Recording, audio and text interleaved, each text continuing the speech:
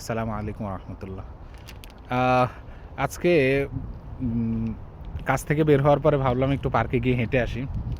তো হাঁটতে যাচ্ছি, কিছু একটা তো নিয়ে যেতে হবে খাওয়ার জন্য। তো ভাবলাম কি নিয়ে যাব। তো এই কারণে একটা চানাচুর নিলাম আর কি।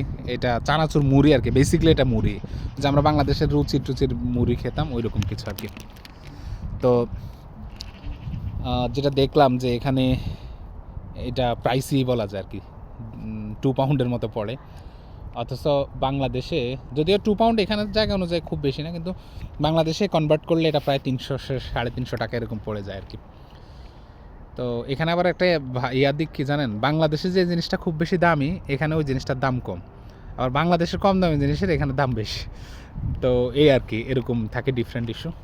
তো ওয়েদারটা মাশাল্লাহ খুব ভালো। এরকম পার্ক আপনি এখানে আসলে, আজকে অনেক বেশি ঠান্ডা পড়ে গেছে তো এই কারণে আপনি দেখতে পাচ্ছেন না, বাট এখানে খুব সুন্দর চমৎকার কিছু ইয়া থাকে, পাখি থাকে, হাঁস থাকে, দেখলে আপনার মন ভরে যাবে। সারাদিন কষ্ট করার পরে আসার পরে আপনি আসে না, সুযোগ পায় না ভাই, অনেস্টলি স্পিকিং। আমি লাস্ট 2 মান্থে আসি নাই, আজকে সুযোগ পাইছি, আজকে একটু আসছে, বের হয়েছে। তো সবাই ভালো থাকবেন, ইনশাল্লাহ কথা হবে।